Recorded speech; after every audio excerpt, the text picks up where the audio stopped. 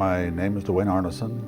I was born in Rochester, Minnesota back in 1937. Went to Rochester High School. From there, I graduated and went on to St. College in Northfield, Minnesota, where I got my degree in physics and math. Upon graduation, I competed in officer training school in the Air Force and was selected to get a commission. Went to officers training school and was commissioned back in 1962. I went on to spend 26 years in the U.S. Air Force as a communication electronics officer and retired in 1986.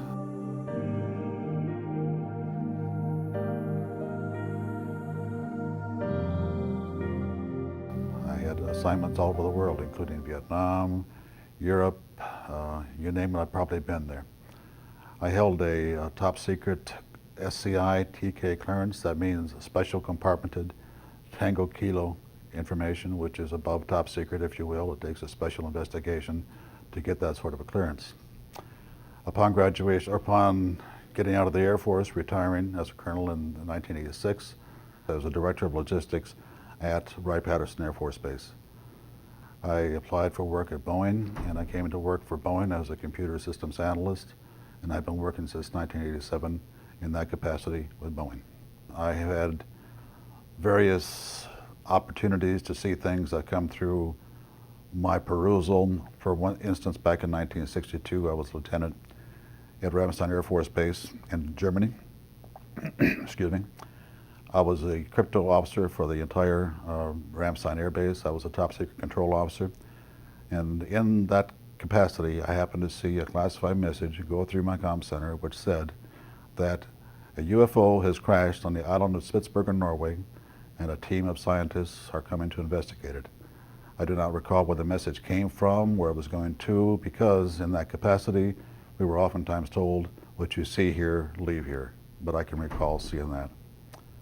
The next thing that comes to mind is one that took place in 1967. I was in charge of the communications center at 28th Air Division at Ramstein Air Force Base, Montana. I was, again, the top secret control officer there. I dispatched all the nuclear launch authenticator to the SAC missile crews and whatnot, so I had a very good top secret background to go on.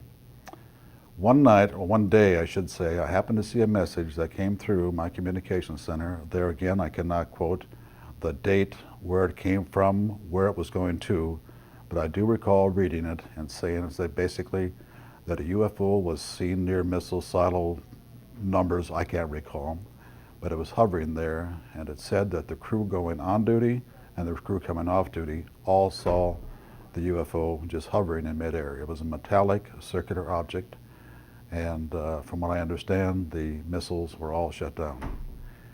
Since that time, a couple years ago, a friend of mine, Bob Kaminsky, a manager at Boeing, who has since passed away, in fact he passed away last year, on the Art Bell show one night, a guy by the name of Bob Solis called in, and he was talking about this incident, and I said, interesting. He was talking about these missiles being shut down, and then later on that night, Bob Kaminsky, who had retired from Boeing, he called into the Art Bell show, and he said, yes, I was the manager, or I was the engineer assigned by Boeing to come up and check out the missiles to make certain that they in fact had not gone down upon their own. And he said, I gave him a complete bill of health. And I worked for Bob in Boeing, and he was a good friend of his. Even before he passed away, we had many, many conversations on the subject, and he was just a very incredible man. What I mean by missiles going down, they were not in a launch, they were in the missile silos, and they were being, I don't know what SAC does as far as activating a missile is concerned, but it's basically on a standby mode, so it can be launched. But when they say it went down, it means that it went dead. And something turned those missiles off, and so they could not be put in a mode of launching. When I was a commander of a radar squadron up in Maine at Caswell Air Force Station, Maine, we were right next door to Loring Air Force Base, was where they launched the B-52s and the KC tankers and things like that. I had a lot of security friends over there at Loring who told me about, and I have no first-hand knowledge of it, but they also had seen UFOs hovering near the nuclear weapons storage area on Loring Air Force Base. 62, 63 time frame, yes. But it definitely said, being a Norwegian ancestor, I knew about the island of Spitsbergen, Norway. In fact, my ancestors, I haven't done a lot of research, are from that particular neck of the woods. So it kind of keyed my interest when I saw that name. I asked around, and the powers that be, if they knew about it, which I'm sure they probably read the message. They were told not to say anything. It just wasn't talked about. You know, if you talked about that kind of stuff, they would kind of look askance at you and say, you know, what's with this guy? You know? But you saw there, you left there, and it was kind of politically incorrect to do that kind of thing, to talk about it, as you well know. A little bit of background, not to belabor the point, but when I was assigned as Director of Logistics at Wright-Patterson, I left the wife and kids back in Oklahoma City. It was my daughter's last year of high school, so I went out there on my own for about a year. And in the house, in the search for an apartment out there, I came across this lady, Chris Whedon by name, who had a little 5-acre English kind of manor up outside of Dayton, and she had peacocks and she had 3 rooms for rent, 3 bedrooms. So I rented one, and I kind of became her son. I helped her cut the grass. I mowed the lawn, you know, and I cut the wood. She was up in her 70s. A little background to that, though. Her husband, Lieutenant Colonel Spence Whedon, was, he died, this was back in '86 time frame. Now, he died about 12 years prior to that. And from everybody that I met, they said he was just a brilliant guy. He had a photographic mind, and he was one of the lead investigators of UFO stuff at Wright-Patterson. In fact, I have a tape at home produced back in the 1950s, a debate between Spencer Whedon and that Major Kehoe, Donald Kehoe. They were actually in a debate, if you will, on that. It was down the Armstrong Circle Theater. But anyhow, he was her husband, if you will. The one person I happened to meet and took quite a shine to, and he to me, was a Dr. Adolf Raum. Now, he at that time was 83 years old. I think he has since died. One night after supper and after a few martinis, I jokingly asked Adolf, I said, what do you know about the little gray men that are supposedly on ice here at Wright-Patterson? And I can distinctly recall his face turning ashen white. His voice got very stern, and he said, Arnie, he says, all I can tell you is that they were not weather balloons, and we will not talk about it again. You understand? And there was no uncertainty in my mind that we wouldn't talk about this further. He also, just a little background on him, he was from Switzerland originally. He was on their first A-bomb test in the U.S. He knew Dr. Oppenheimer personally, and just a fine, fine gentleman, but just something that kind of relates to the Roswell thing, for what it may be worth. Even though I had a top secret clearance, there were areas that we just couldn't get near, and we just could not find anything about some of these areas of Wright-Patterson that may have held some bodies, or who knows what they held. And a lot of my technicians that worked for me as a communication electronics officer, they would tell stories about things going across the radar screens at fantastic speeds. You know, they were not, nothing could go that fast. What years would this have been?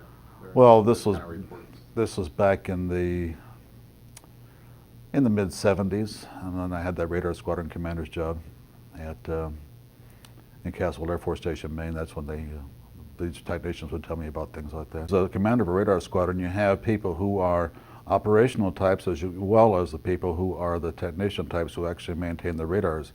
In fact, in that capacity, we would take and have battle exercises. We were the only radar squadron in the U.S. under operational control of the Canadian NORAD division up North Bay, Canada.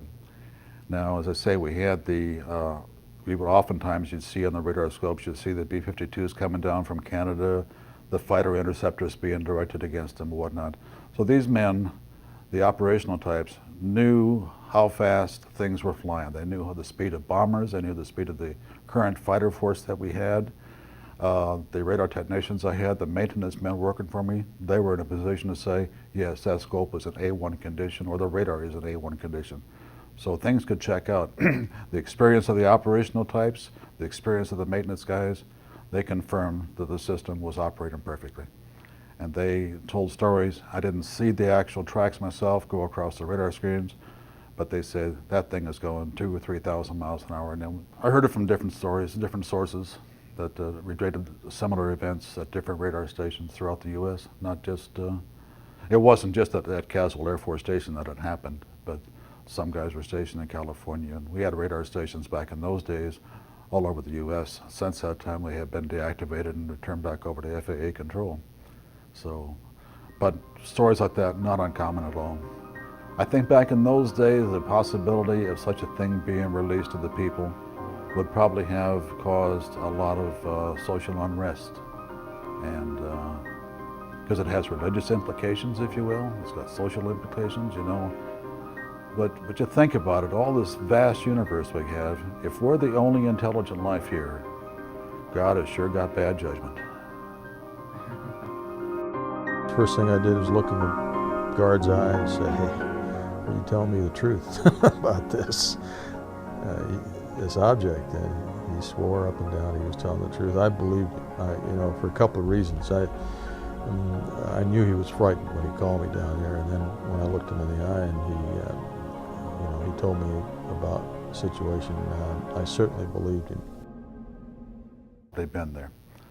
I held a top secret SCI-TK clearance. That means Special Compartmented Tango Kilo information, which is above top secret, if you will. It takes a special investigation to get that sort of a clearance. Upon graduation, I competed in officer training school in the Air Force and was selected to get a commission, went to officers training school, and was commissioned back in 1962.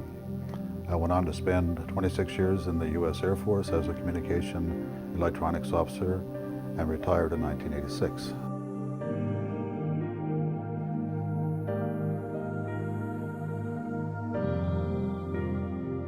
I had assignments all over the world, including Vietnam, Europe, you name it, I probably.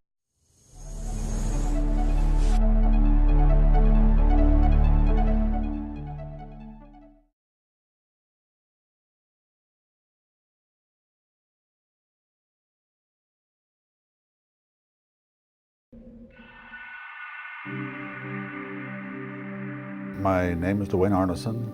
I was born in Rochester, Minnesota back in 1937. Went to Rochester High School. From there, I graduated and went on to St. Olaf College in Northfield, Minnesota, where I got my degree in physics and math.